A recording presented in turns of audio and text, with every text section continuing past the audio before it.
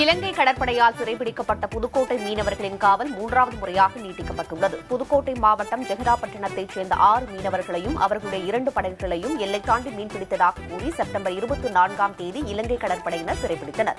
யாழ்ப்பாணம் சிறையில் அடைக்கப்பட்டிருந்த மீனவர்கள் 6 பேரும் இன்று ஊர்காவல்துறை நீதிமன்றத்தில் ஆஜர்படுத்தப்பட்டனர். தமிழக மீனவர்களை விடுவிக்க இலங்கையில் இருக்கும் மீனவர்களும் அரசியல் அமைப்பினரும் தொடர்ந்து எதிர்ப்பு தெரிவித்து வருகின்றனர்.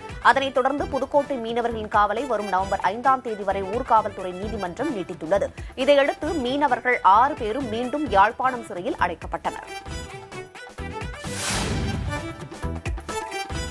மதுரை மாநகரில் பாலம் ஸ்டேஷன் சாலையை சீரமைக்க அந்த பகுதி மக்கள் நீண்ட நாட்களாக வலியுறுத்தி வருகின்றனர். அது குறித்த தகவல்களை தருகிறார் செய்தியாளர் சகாய பிரதீபா. நாம் இப்போது இருக்கக்கூடிய பகுதி மதுரை மாநகராட்சியின் 37வது வார்டுக்குட்பட்ட பாலம் ஸ்டேஷன் சாலை பகுதி. போக்குவரத்து நெரிசலை குறைப்பதற்காக என செல்லூர் பகுதியில் மேம்பாலம் கட்டப்பட்ட நிலையில் அதன் அருகிலேயே உள்ள இந்த பாலம் ஸ்டேஷன் சாலை பகுதி அரசால் கண்டுகொள்ளப்படவில்லை என்பது இப்பகுதி மக்களின் குற்றச்சாட்டாக உள்ளது. அரை மணி நேரம் மழை பெய்தால் கூட பெருமளவு தண்ணீர் தேங்கும் அளவிற்கு குண்டும் குழியுமாக காட்சியளிக்கும் இந்த சாலைகளில் பயணித்தே மீனாட்சிபுரம், தத்தநேரி உள்ளிட்ட பகுதிகளுக்கு சென்றடைய வேண்டியிருப்பதால் வேறு வழியின்றி இந்த சாலைகளை பயன்படுத்துவதாகவும் இதனால் பெருமளவு விபத்துகள் நிகழ்வதாகவும் வாகன ஓட்டிகளும் பாதசாரிகளும் புகார் தெரிவித்துள்ளனர். தொடர்ந்து 15 ஆண்டுகளாக இந்த சாலை கவனிக்கப்படாமல் இதே நிலையில் இருப்பதாக கூறும் இவர்கள் தேர்தலை முன்னிட்டாவது இந்த சாலை சீரமைக்கப்படும் என்ற நம்பிக்கையை தெரிவித்துள்ளனர். இது தொடர்பாக மதுரை மாநகராட்சியின் மேயர் திரு ராஜன் செல்லப்பாவை தொடர்பு கொண்டு கேட்டபோது மதுரை மாநகராட்சியில் சாலைகளை சீரமைப்பதற்காக மட்டும் ரூபாய் 26 கோடி ஒதுக்கீடு செய்யப்பட்டுள்ளதாகவும் அதில் பாலம் ஸ்டேஷன் சாலையை சீரமைப்பதற்காக என 50 லட்சம் ரூபாய் ஒதுக்கீடு செய்யப்பட்டுள்ளதாகவும் விரைவில் அதற்கான பணிகள் தொடங்குவதோடு இதற்கு உரிய தீர்வு எடுக்கப்படும் எனவும் அவர் உறுதியளித்துள்ளார். புதிய தலைமுறைக்காக மதுரையிலிருந்து ஒளிப்பதிவாளர் குணசேகரனுடன் சகாய பிரதீபா. திருச்சி அருகே உள்ள கூத்தைப்பார் கிராம குளங்களில் பாசனத்திற்காக தேக்கி வைத்திருந்த தண்ணீரை அதிகாரிகள் வெளியேற்றியதாக விவசாயிகள் குற்றம் சாட்டியுள்ளனர்.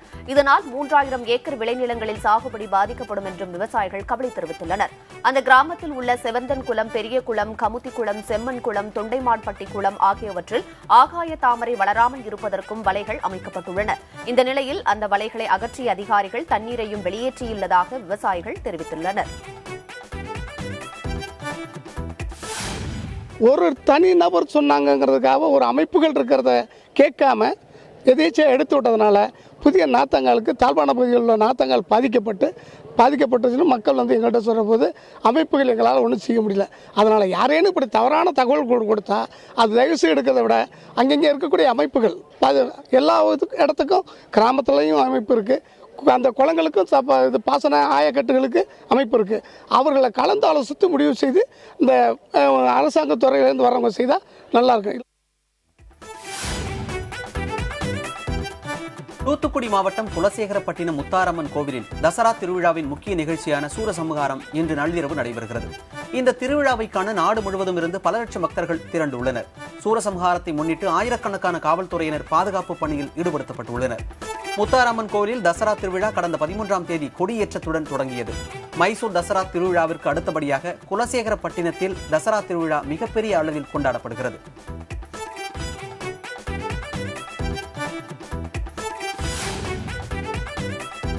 கோவை மாநகரின் பல்வேறு பகுதிகளில் உள்ள குப்பை தொட்டிகளிலிருந்து குப்பைகள் முறையாக அகற்றப்படுவதில்லை என பொதுமக்கள் குற்றம் சாட்டியுள்ளனர். 2-3 தெருக்களுக்கு ஒரே ஒரு குப்பை தொட்டி மட்டுமே வைக்கப்படுவதாக அவர்கள் கூறியுள்ளனர். அவற்றையும் முறையாக நாள்தோறும் மாநகராட்சி ஊழியர்கள் அப்புறப்படுத்துவதில்லை என பொதுமக்கள் குறை கூறியுள்ளனர். பல குப்பை தொட்டிகள் சேதமடைந்த நிலையில் இருப்பதால் பெரும்பாலான இடங்களில் தெரு ஓரங்களிலேயே குப்பைகள் கொட்டப்படுவதாக அவர்கள் வேதனை தெரிவிக்கின்றனர். இதனால் பல்வேறு நோய் பாதிப்புகளுக்கு ஆளாவதாக கூறும் அந்த பகுதி மக்கள் வீடுகளில் தரம் பிரித்து குப்பைகளை சேகரிப்பது போன்றே உரிய முறையில் குப்பை தொட்டிகளை பராமரிக்க வேண்டும் என கோரிக்கை விடுத்துள்ளனர். இது பயங்கரமான பேட் ஸ்மெல்லு. யார் வீக்லி ஒன் டே தான் எடுக்கிறாங்க, த்ரோ பண்ணுறாங்க. மற்றபடி நாங்கள் எது சொன்னாலும் சரி அந்த முனிசிபாலிட்டியும் இதுலேயும் யாருமே எடுக்கிறதில்ல. பக்கத்தில் ஹாஸ்பிட்டல் இருக்குது, எல்லாமே இருக்குது. அது இருந்துமே குப்பை பார்த்தீங்கன்னா ஃபுல்லாக நிறைஞ்சு கிட்டத்தட்ட 2-3 நாளாக கூட அல்லாமல் இருக்காங்க அவங்க. இப்போ 2-3 நாள் அல்லாமல் இருக்கிறதுனால இதனால் டெங்கு, மலேரியா போன்ற கொடிய நோய்கள்லாம் எங்களுக்கு பரவறதுக்கு வாய்ப்பு இருக்குது.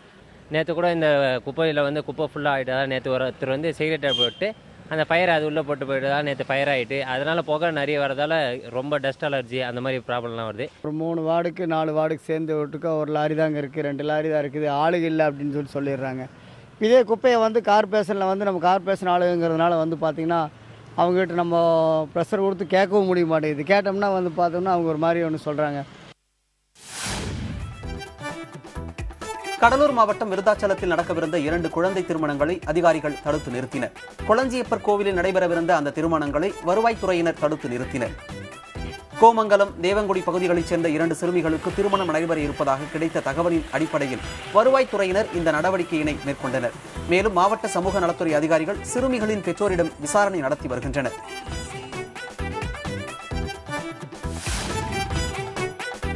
நீலகிரி மாவட்டம் குன்னூரில் பனிமூட்டம் காரணமாக சுற்றுலா தலங்களை காண முடியாமல் மக்கள் ஏமாற்றமடைந்துள்ளனர். குன்னூரில் கடந்த சில நாட்களாக சாரல் மழை பெய்து வருகிறது. இது தவிர பல இடங்களில் கடும் பனிமூட்டம் காணப்படுகிறது. இதனால் வாகன ஓட்டிகள் அவதியுற்று வருகின்றனர். சாலையின் எதிரே வரும் வாகனங்கள் தெளிவாக தெரியாததால் வாகன ஓட்டிகள் முகப்பு விளக்குகளை எரியவிட்டபடியே பயணிக்கின்றனர்.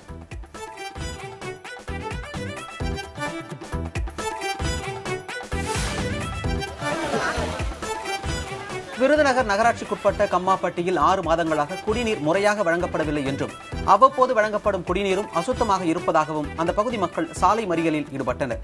போராட்டத்தின் போது தங்கள் பகுதி குடிநீரையும் அவர்கள் எடுத்து வந்திருந்தனர்.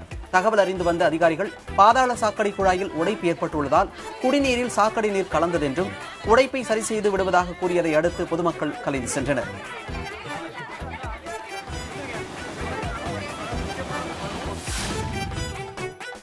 சேலம் மாவட்டம் மேட்டூர் அருகே உள்ள கந்தம்பட்டியில் மேட்டூர் வேலூர் கூட்டு குடிநீர் திட்ட குழாயில் ஏற்பட்ட உடைப்பை சரி செய்யும் பணி தொடங்கியுள்ளது. அதிக அழுத்தம் காரணமாக குடிநீர் குழாயில் உடைப்பு ஏற்பட்டதாக அதிகாரிகள் தெரிவித்துள்ளனர். நேற்று ஏற்பட்ட இந்த உடைப்பினால் பல ஆயிரம் லிட்டர் தண்ணீர் வீணாக வெளியேறியதாக தெரிவிக்கப்பட்டுள்ளது. இதனால் சாலையில் தேங்கியிருந்த தண்ணீரை அப்புறப்படுத்தும் பணியும் நடைபெற்று வருகிறது.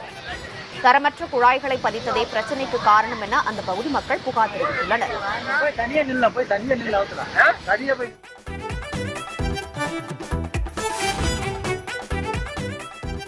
நாகை மாவட்டம் அகஸ்தியம் பள்ளியில் அமைந்துள்ள உப்பு சத்தியாகிரக போராட்டத்தின் நினைவு ஸ்தூபிக்கு செல்லும் சாலையை சீரமைக்க அந்த பகுதி மக்கள் கோரிக்கை விடுத்துள்ளனர்.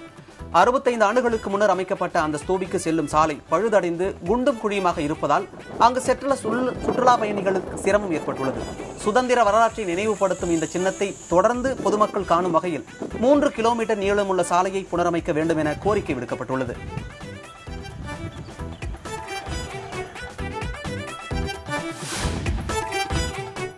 திருவாரூர் மாவட்டம் நெடுகலம் கிராமத்தில் உள்ள குளத்தை தனியார் ஆக்கிரமித்திருப்பதாக கூறி அந்த பகுதி மக்கள் சாலை மறியலில் ஈடுபட்டனர். இதுகுறித்து பலமுறை அதிகாரிகளிடம் புகார் தெரிவித்தும் நடவடிக்கை எதுவும் எடுக்கப்படவில்லை என அவர்கள் குற்றம் சாட்டினர். தகவல் அறிந்து வந்த அதிகாரிகள் போராட்டத்தில் ஈடுபட்டவர்களிடம் சமரச பேச்சுவார்த்தை நடத்தி நடவடிக்கை எடுக்கப்படும் என உறுதியளித்ததன் பேரில் மறியல் கைவிடப்பட்டது.